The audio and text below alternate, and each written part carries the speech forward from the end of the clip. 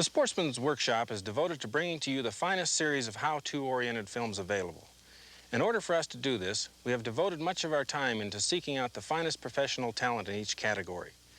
In Archery Tactics for Deer, our talent search brought us to the man who has built his entire professional journalistic career around the sport of hunting with a bow and arrow. With a number of books to his credit and a respected byline in most of this nation's outdoor magazines, Chuck Adams shows you how to turn his years of experience into practical working knowledge in the field. 90% of the success in the archery deer hunter's field comes to those who have the experience and the know-how. Chuck shows you how to join those ranks by revealing his secrets for success. Known to many as the second season, the numbers of sportsmen who have taken up the challenge of hunting deer with a bow has grown tremendously over the past few years. However, even with the advance of the modern-day compound bow and other equipment, success only comes to those who have taken the time to learn how to use this equipment effectively and to study the habits of the deer they pursue.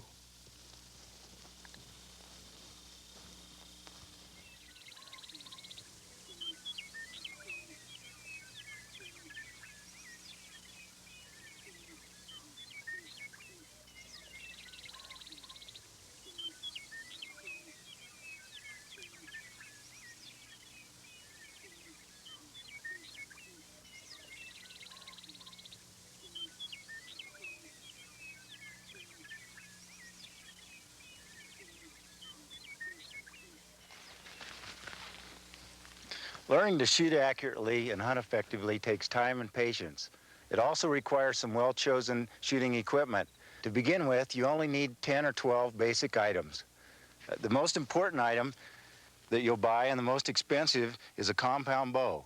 About 97% of the hunters in the United States currently use compound bows because they shoot flat and shoot accurately. The second thing that you should buy is a good bow quiver to attach to the bow. A bow quiver like this should have a protective hood on top to keep broadheads from cutting you and keep the blades from becoming dull. Once you buy those two items, you should pick up a good bow sight made of metal that has 4 or 5 sturdy brass sight pins. This sight should be designed so it bolts directly to the sight of a bow. The only other kind of equipment you need on your bow is a stabilizer. A stabilizer prevents your hand from torquing when you shoot the bow. This gives you more accurate arrow flight and better accuracy on targets and game.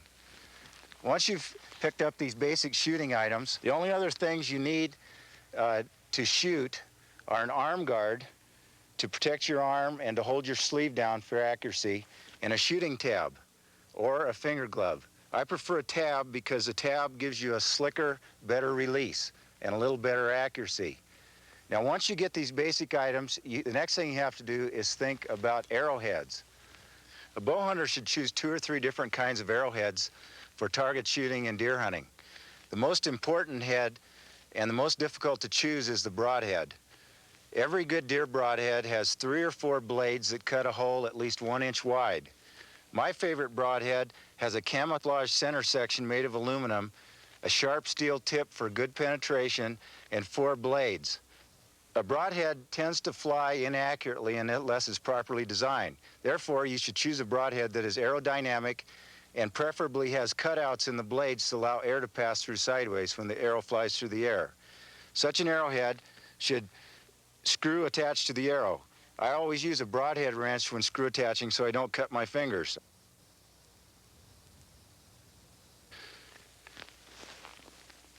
A second arrowhead that you should buy is the field point. This is used primarily for target shooting. A field point is made of steel, has a sharp tip, and goes in and out of the target quite easily. There's one other arrowhead that you might want to pick up. It's called a blunt. It's flat on the front end, and you use it primarily for shooting at stumps and dirt clumps out in the field while you're practicing prior to deer season. This head is quite durable and does not burrow under grass and leaves when you shoot. Although aluminum arrows are not the only kind of arrows sold at archery stores, they're by far the most accurate, they're the best camouflaged, they're the most durable, and they're fully waterproof. If you plan to hunt deer primarily from tree stands, you might want to invest in a compact rangefinder such as this model. It weighs very little and goes conveniently in a shirt pocket. It's a lot handier than the larger long-range rangefinders that are sold at some archery stores.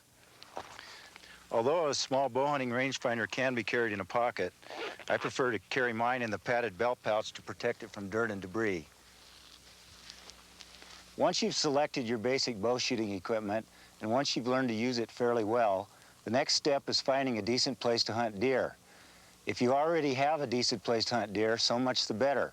If you don't, you should talk to local landowners and expert deer hunters you know to find some general places. Once you've done that, the next step is finding some good maps to show you particulars about the areas you want to hunt. To do this, go to your local map store and buy some good topographic maps. Most people think most bow hunters should dress in head-to-toe leaf print camouflage. Nothing could be farther from the truth. All a bow hunter has to do is break up and destroy his human outline with 2 or more contrasting colors in his clothing. If he wears, let's say, a contrasting plaid shirt from the waist up, he's destroyed the look of his upper body, and a deer is not going to recognize him as a human, even if the area from his belt down looks like the lower half of a human. For the bulk of my bow hunting, I wear some sort of plaid shirt, faded Levi's, a belt that's old and dull with no shiny buckle, boots that aren't squeaky or shiny, and some sort of hat to keep my hair down. The other thing you need to consider when choosing any bow hunting outfit is the fact that it must be quiet. If the surface of your clothing is noisy, it's going to squawk and scrape and make all kinds of noise, more noise than you would ever believe possible. There's a real good test you can make in the store. Run your fingernails across the surface of the clothes. If you can audibly hear any sort of scrape or whine when you do that, that particular garment is next to worthless in the bow hunting woods.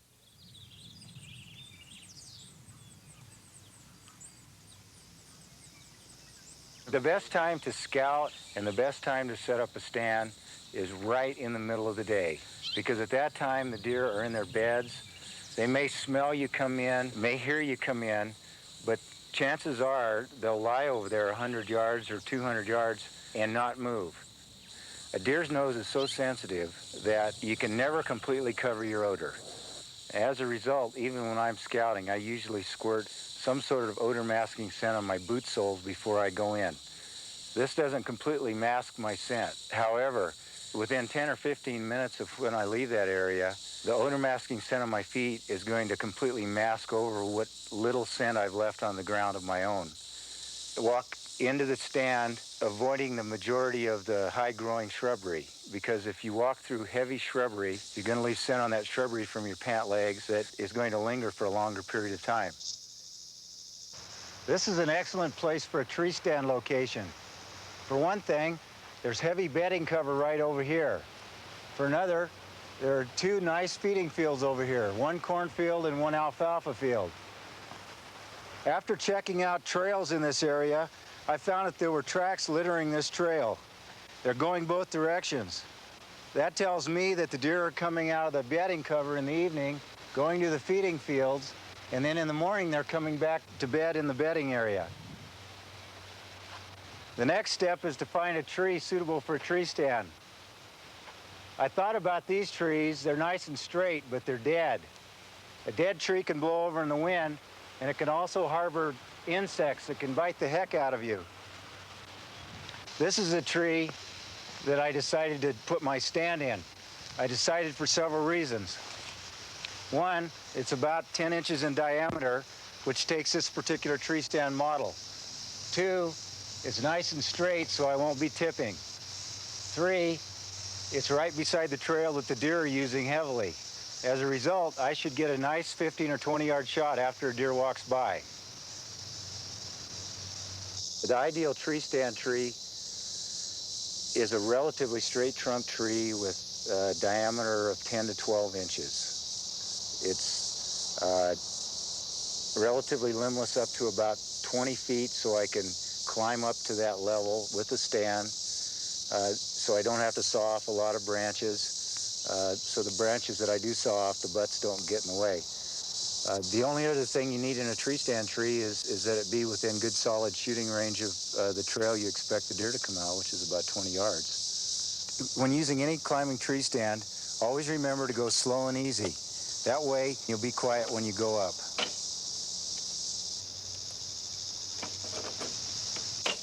White-tailed deer are hunted out of tree stands 90 to 95% of the time because the habitat they live on is too heavily overgrown and noisy to walk through. You just can't get close to the deer.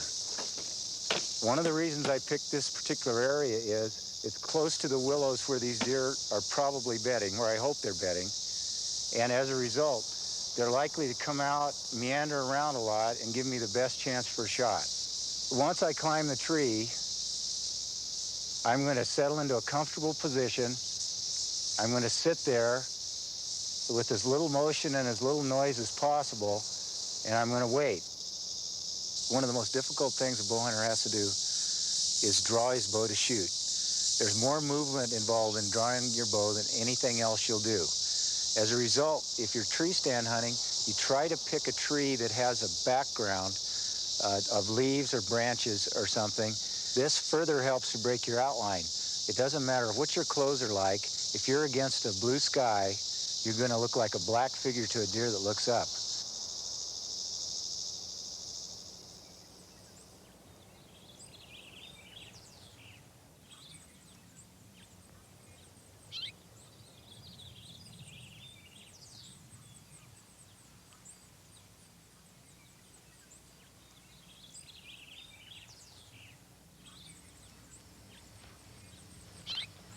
There's no such thing as a perfect bow hunting situation.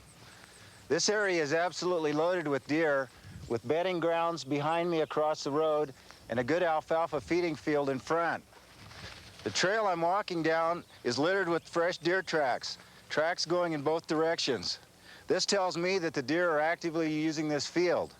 The problem I have is I have permission to hunt this alfalfa field, but not the private property across the road. As a result, I can't put up a stand in the intermediate area where deer move in the evening.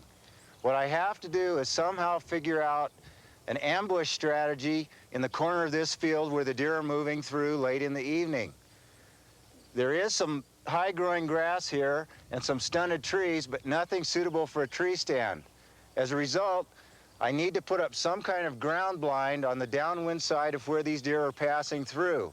By doing that, I have a good chance of ambushing them as they slip out of the edge of the heavy cover late in the evening. There are two problems I have to solve when using a ground blind in this particular situation. First, you must locate your stand where the deer are not likely to see or smell you. Second, you must set your stand up within good shooting range of where the deer are going to pass by. This particular trail is the heaviest used trail coming into this field. As a result, I've set my stand up within about 5 yards to give me a point-blank shot. The second best trail is about 30 yards down the way here. I can hit a deer at 30 yards if it's standing broadside, so any deer that goes by there is in deep, dark trouble. I've noticed from past experience that the wind usually blows from the west in the evening in this location. As a result, I've decided to set up a ground blind on the downwind side of these two productive trails. A ground blind is important for several different reasons. Although the bow hunter could simply back into the shrubbery and wait for deer, he's going to make some noise in the shrubbery if he tries to draw his bow and shoot. A ground blind gives you a clear area to draw and shoot, and it also hides you behind some camouflage netting material. This material should blend more or less with the background behind you. You should never put up a ground blind out in the field because it sticks out like a sore thumb. You should always put it in front of some outline-breaking cover. This particular stand is the best on the market. It has good camouflage netting. It stands up high enough to allow a bow hunter to crouch behind, and it can be set up in a V pattern, which camouflages the bow hunter from two directions. Now, to hunt the deer, I'll try to reach this ground blind an hour or two before the deer arrive, if the wind is right. Unfortunately, a bow hunter usually has a problem with the wind shifting right at sundown. The wind here blows from the east all day long on an average clear day, shifts to blowing from the west around sundown, and stays that way until the following morning. The problem I have is somehow sneaking in here right at sundown after the wind has changed, squatting down and waiting without scaring every deer in the whole area. The road behind me is hard dirt, which helps. I can sneak down, and up in here, I've beaten out a trail a couple of days before that I can sneak down without too much noise. Some old propeller-headed doe is going to mess me up. Half the time I walk down the road, she's going to run right through the middle of the best area, snorting and blowing and screwing everything up. But I can't help that. I can't hunt across the road, so I have to make the most of what I've got. Now, once I get to the blind site, I take out an arrow and I squat down.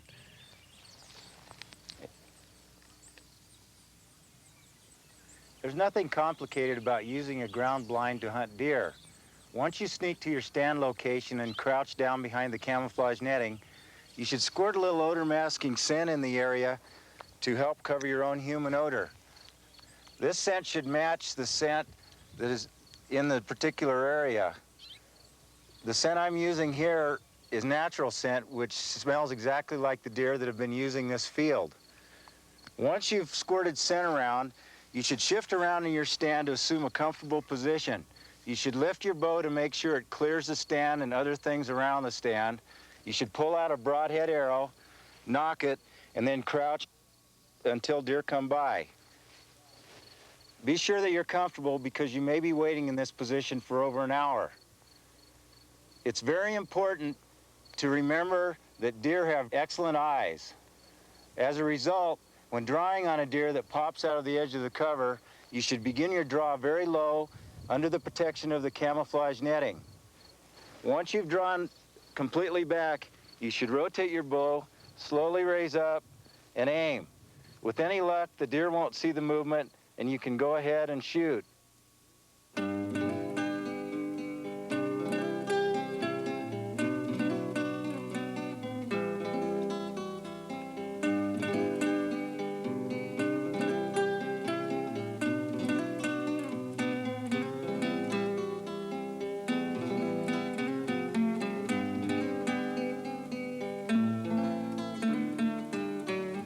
White-tailed deer water at least once a day, sometimes more than once if the weather is excessively hot. The most productive watering areas are within 2 or 3 feet of heavy cover. Midday deer are very secretive by nature and don't like to poke their noses very far out of the brush. You can see where the deer have planted their feet in the mud and taken short, cool drinks. I found an excellent watering trail here beside this lake. There are tracks going both directions. If we follow this trail back into the brush a short ways, we should find a good stand location. You can find watering trails like this in any decent whitetail habitat. Once you've found such a trail, the only other thing you need to do is find a good stand location. I've located my tree stand right beside this barbed wire fence because I expect deer to stop before they jump over the top. That'll give me a good shot. This platform ladder is an ideal choice for the small diameter trees in this area. The ladder's high enough to put my scent above the deer, and it's steady enough to shoot off of.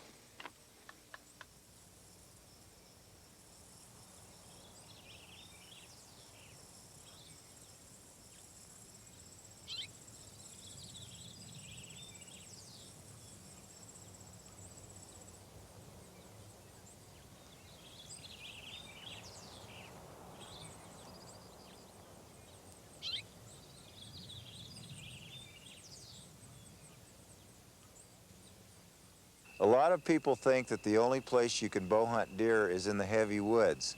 Nothing could be farther from the truth. Some of the best deer country in the world is in the wide open plains and in areas with high ridges and open coulees. This country can be very effectively hunted if a bow hunter stalks along, stopping periodically to look over ridgelines with his binoculars. There are 2 basic kinds of bow hunting on foot, stalking and still hunting. They're very similar, but not exactly the same. In still hunting, the hunter moves continuously in very broken terrain, hoping that he'll walk within range of unexpected deer before they see him. A stalking hunter moves along ridge tops for short distances, stops and looks around with his binoculars, then moves on. A stalking bow hunter's first concern is paying attention to the wind. If the wind is blowing to his back, every deer within half a mile is going to smell him and run away.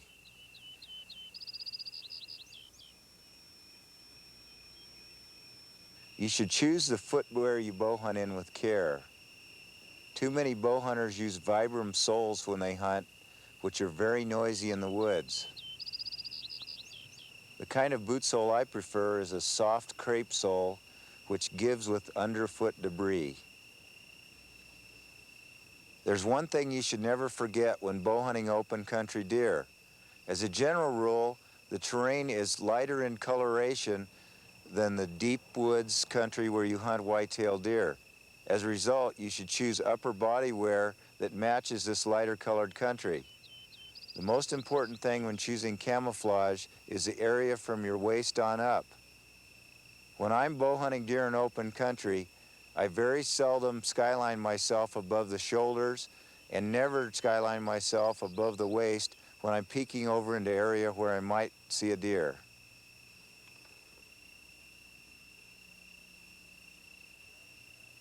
The strategy I prefer when stalking deer in open country, like sagebrush country, is to drop on the downwind side of a ridge and move along with just my head and shoulders exposed. I'll peek over into little draws and valleys and eventually spot a deer I want to go after. By staying behind a ridge line in this way, I completely hide the noise that I make when I walk along, and the deer have very little chance of seeing me as I look over the ridgetop with my binoculars.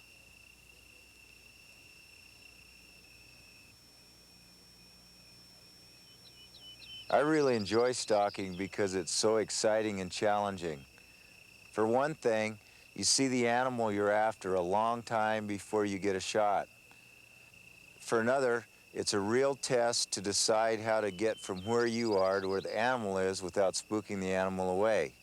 If you do everything right, keep below ridge lines, hug gullies, always go into the wind or in a crosswind direction, you have an excellent chance of sneaking within 30 or 40 yards of an open country deer.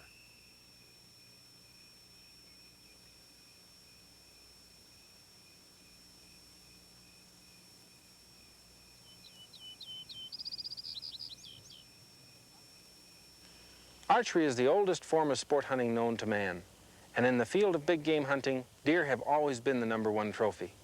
Whether you're hunting in the high country of the Rockies or the bayous of the South, the farm country of the Midwest or the hardwoods of the East, Chuck's methods will work for you.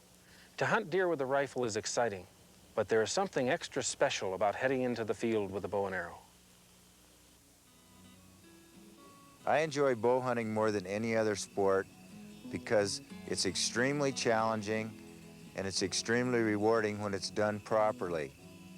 The primary reward for a beginning bow hunter is merely being out there and reaping the fringe benefits that he runs into everywhere he goes.